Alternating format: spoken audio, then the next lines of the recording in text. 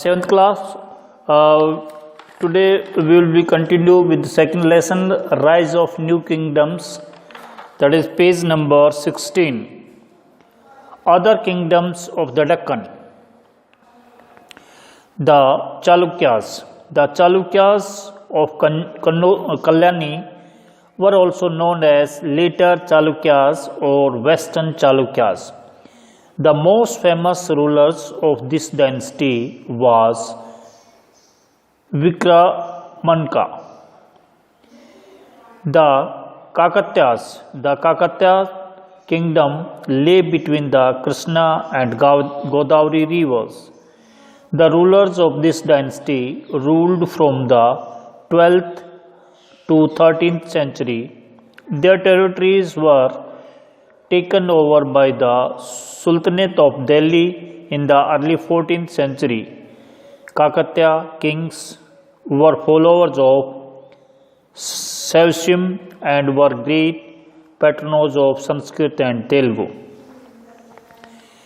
The Yadavas. Bhilama founded the kingdom in the 12th century. Their kingdom comprised the area between the Narmada and the Godavari rivers.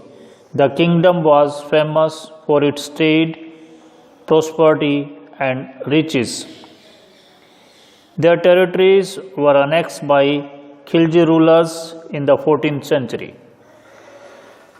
The Hoysalas or Devaras Madura. The most powerful kings was Vishnu Vardhan. He ruled over the regions of the present day Karnataka. The kingdom was later taken over by the Delhi Sultanate. The kings during early medieval times were powerful, but not all powerful, as they shared their power with samanthas or subordinate officers, as well as with peasants groups, trade guilds, and brahmanas. The kings wielded power and authority on all matters, civil, military, and political, with their help. Many of the kings even adopted titles like Great King and Lord of the Three Worlds.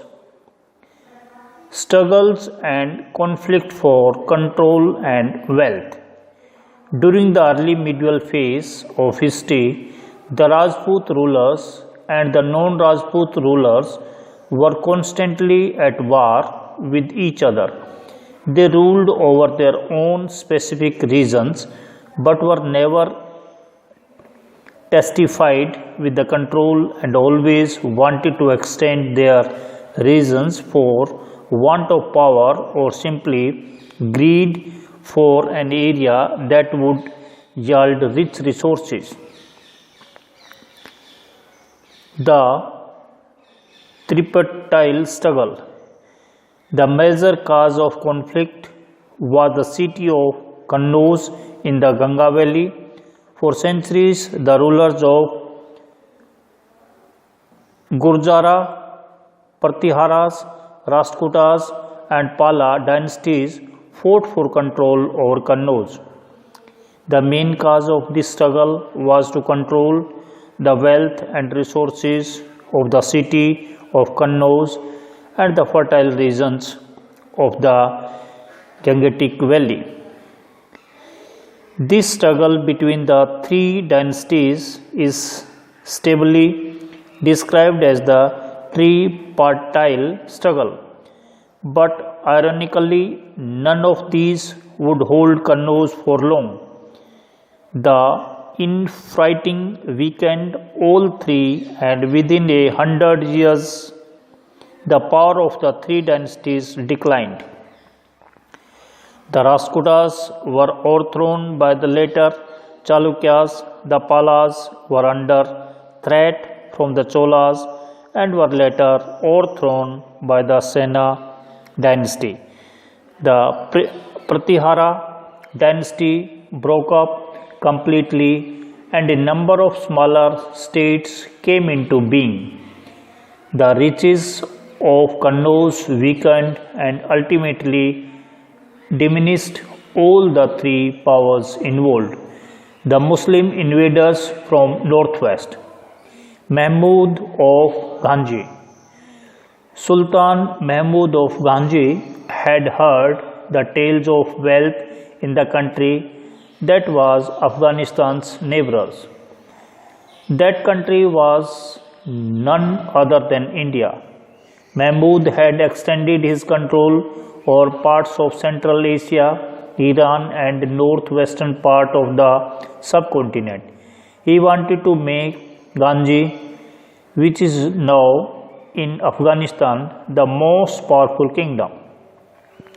He needed a large army and a lot of resources and wealth for that. He was aware of the wealth of the kingdoms of northern India. Money was required to raise a large army. He led the first invention to get hold of the wealth in India. It was not difficult for Mahmud to invade India. Disunity among the rulers was Mahmud's task easier. He raided India 17 times between 1000 CE and 1025 CE. He defeated the rulers of northwestern India and plundered cities, palaces and temples. The raid of Somnath Temple 1026 CE in Kathiawad was the most famous raid. The temple was demolished and its wealth carried back to Ghanji. Much of the wealth from India was used to create the capital city of Ghanji. Mahmud was successful because he was well organized general. He planned in advance and took care of all the needs of his soldiers who were to march from Afghanistan to India.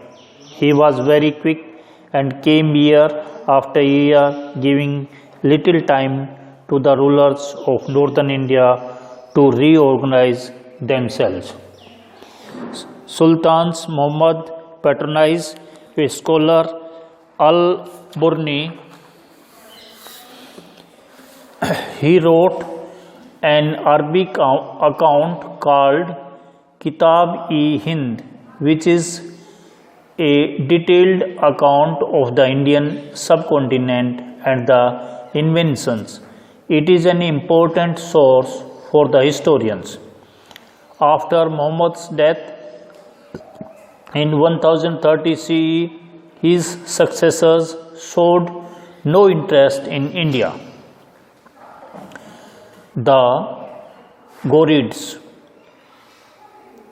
Muhammad Ghori was also an invader who marched across the mountains passes in the northwest to reach India.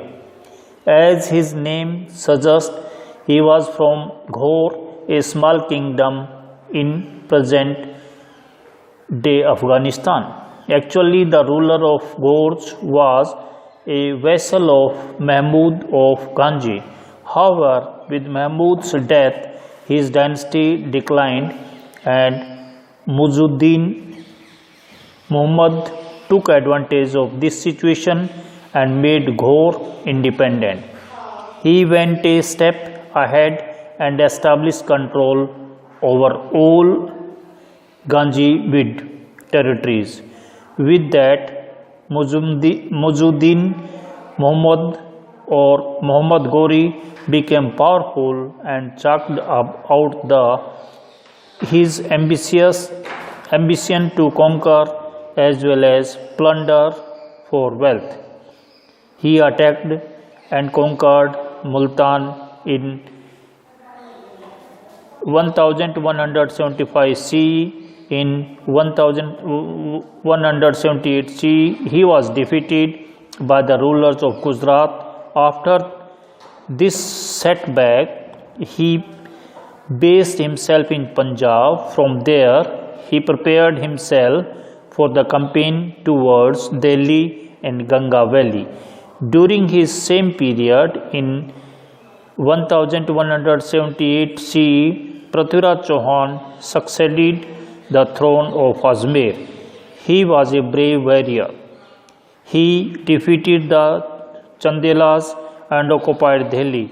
But the ruler of Gujarat defeated Prithviraj Chauhan, so Prithviraj turned his attention towards Punjab and the Ganga Valley. These two powerful kings, Prithviraj and Muhammad Ghori, wanted to control Punjab and the Ganga Valley. This conflict resulted in the two battles that took place at Tehran in 1191 and 1192 CE. These are popularly known as the First and Second Battle of Tehran, respectively.